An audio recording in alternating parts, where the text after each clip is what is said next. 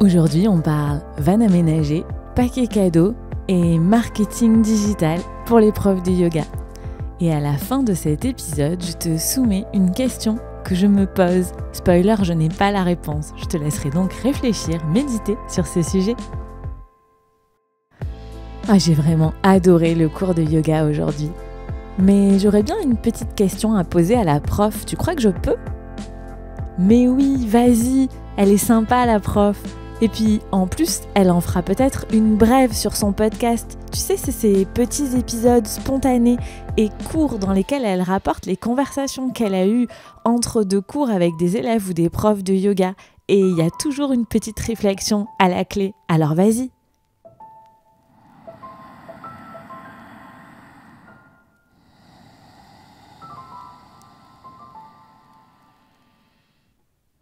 Alors voilà, récemment, j'ai acheté un van. Peut-être que tu as écouté mes précédentes brèves et que tu sais que j'ai un chéri qui fait du surf. Et donc, on part souvent en vacances pour faire du surf. Et j'en profite pour faire des vidéos de yoga pour ma chaîne YouTube ou pour ma plateforme de cours de yoga en ligne. Il était donc temps de passer de la Yaris au van un peu plus gros, de passer de la cacahuète au vrai van aménagé. Nous voilà donc partis pendant ces vacances de la Toussaint à voir comment on peut faire pour aménager notre tout nouveau van, qui s'appelle d'ailleurs Maurice Fernand Long John. Oui, tout ça, parce qu'on n'a pas réussi à décider. Alors voilà, quand on commence à vouloir aménager par soi-même son van, on se retrouve rapidement sur les sites internet.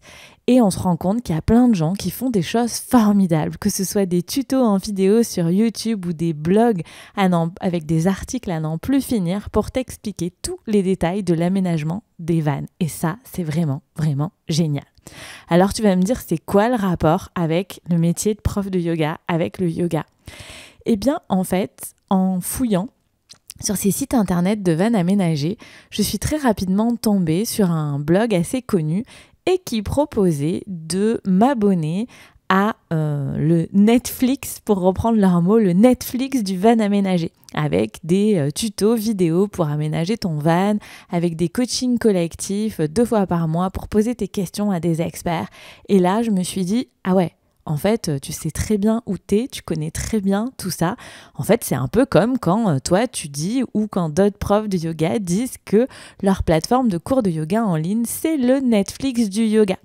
Je me suis retrouvée sur cette page de vente à propos de vidéos pour aménager ton van qui ressemblait énormément à ma propre page de vente, celle que je propose pour ma formation pour les profs de yoga ou bien celle pour ma plateforme de cours de yoga en ligne pour les élèves qui veulent faire du yoga en ligne avec moi. Et ça m'a fait poser quelques questions.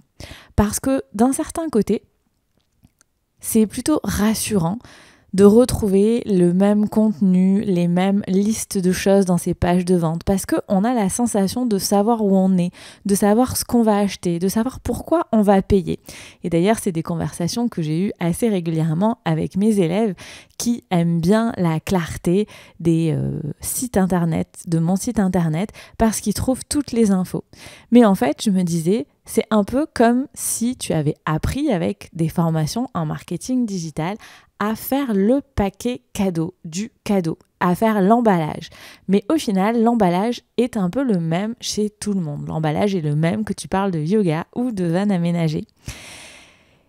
Alors, est-ce qu'il faut que ce paquet cadeau soit le même pour tout le monde ou pas ? C'est ma grande question. Alors bien sûr, tu vas me dire, oui, mais le cadeau, l'intérieur du paquet cadeau, c'est pas tout à fait la même chose. On parle de van aménagé, on parle de yoga, on parle pas tout à fait de la même chose.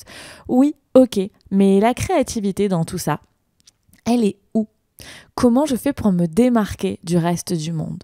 Je suis donc d'accord avec le côté rassurant de ces pages de vente très ciblées, très protocolaires, j'ai envie de dire, où d'abord on va t'expliquer ta situation actuelle, de dire si tu es dans cette situation, tu veux que ça change, c'est fait pour toi, si ce n'est pas fait pour toi, si tous ces protocoles de communication, de marketing digital, oui, ça a un côté très rassurant quand on est futur acheteur parce qu'on sait où on va.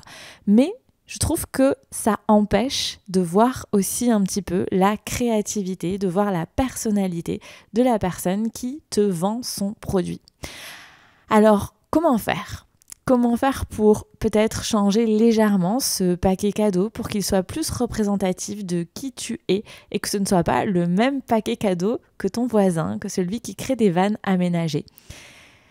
C'est la question que je me pose aujourd'hui et on peut se la poser pour les pages de vente, mais on peut aussi se la poser pour les contenus sur les réseaux sociaux, où on voit très souvent des posts qui sont similaires, des reels qui sont similaires avec juste le contenu qui change très légèrement. Mais le paquet cadeau, la forme dans tout ça, est-ce qu'elle ne mériterait pas elle aussi d'être changée ? C'est la question que je me pose et que je te pose à toi si tu crées des pages de vente, si tu crées du contenu sur les réseaux sociaux et si tu as envie de partager tes pensées avec moi. À ce propos, je serais vraiment très contente que tu le fasses et n'hésite pas à le faire simplement en m'envoyant un email.